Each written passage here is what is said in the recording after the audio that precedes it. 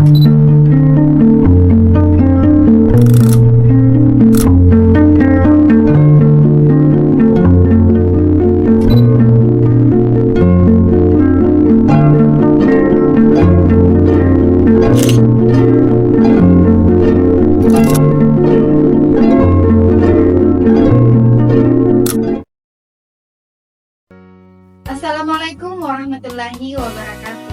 Halo teman-teman, apa kabar hari ini? Semoga hari ini kalian semua senantiasa sehat dan tetap semangat dalam menjalani aktivitas kalian pada hari ini. Nah, hari ini kita membahas tentang salah satu pembahasan atau topik menarik tentang bagaimana sih perspektif atau pandangan global mengenai salah satu wabah yang sempat viral pada awal tahun 2020, yaitu wabah penyakit COVID-19. Nah, apa sih sebenarnya yang terjadi? Nah, COVID-19 ini adalah pandemi global yang disebabkan oleh virus SARS-CoV-2 yang pertama kali teridentifikasi di kota Wuhan, China pada akhir tahun 2019. Sejak saat itu, virus ini mulai menyebar ke seluruh dunia sehingga menyebabkan krisis kesehatan yang luar biasa. Karena dampaknya ini yang begitu luar biasa, bukan hanya ribuan orang yang meninggal, tetapi juga jutaan kehilangan pekerjaan, anak-anak tidak bisa sekolah, dan sistem kesehatan di banyak negara kewalahan. Karena pandemi ini menunjukkan bahwa dunia sangat terhubung dan apa yang terjadi di satu tempat tentunya bisa juga berdampak pada tempat lain. Pandemi ini dimulai secara resmi pada tahun 2020, awal tahun 2020, tetapi efeknya masih terasa hingga sekarang, baik secara langsung maupun tidak langsung. Bahkan hingga 2024 sampai 2025 itu masih terdapat beberapa masyarakat yang terjangkit virus COVID-19. Beberapa negara juga masih berjuang memulihkan ekonomi dan kesehatannya akibat dampak dari COVID-19 ini. COVID-19 ini tidak hanya berdampak di kota Wuhan, tetapi mulai menyeluruh dari desa kecil di Afrika hingga kota besar di Eropa dan Amerika. Bahkan di Indonesia sendiri, COVID-19 ini memakan korban lebih dari ribuan orang. Tidak ada tempat yang benar-benar aman dari pandemi ini. Semua orang mulai dari anak-anak, orang tua, tenaga kesehatan, guru, pelaku usaha kecil, sampai pada pejabat negara asing itu juga dapat menjadi sasaran ataupun korban dari virus atau wabah COVID-19 ini. Ini bukan hanya merupakan krisis kesehatan, tapi juga sudah menjadi termasuk krisis kemanusiaan.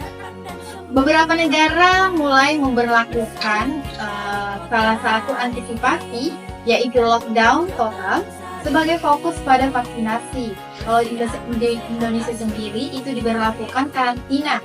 Ada juga yang seperti karantina mandiri dan beberapa yang lainnya juga memanfaatkan teknologi digital untuk tetap mengendalikan ekonomi mereka agar tetap berjalan. Tetapi teman-teman ketahui ada beberapa bisnis online yang dijalankan secara online dengan menggunakan teknologi seperti penjualan secara online dan juga proses kerja yang bersifat online dan juga proses pembelajaran yang bersifat online.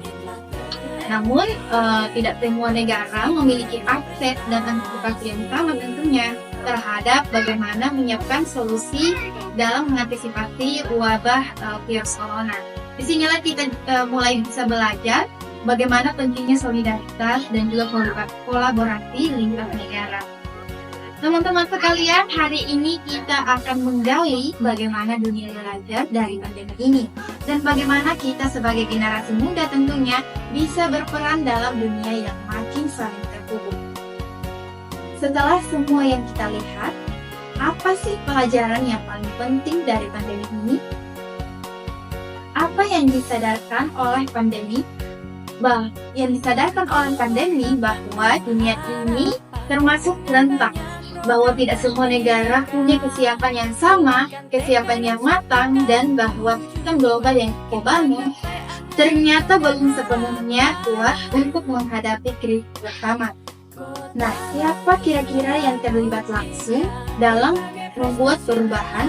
Tentunya yang terlibat langsung dalam membuat perubahan kita semua, termasuk pemerintah, masyarakat, pemuda, bahkan pelajar sekalipun.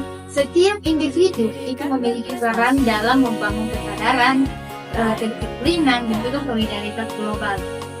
Kita dapat bertindak mulai dari sekarang, karena meskipun pandemi besar sudah berlalu, risiko global seperti wabah baru, krisis iklim, dan juga disinformasi masih membayangi.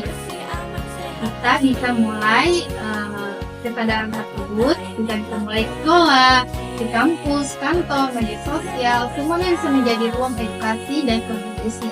Jadi tidak harus pergi ke garis depan langsung, tapi kita bisa memulai dari lingkaran terdekat kita.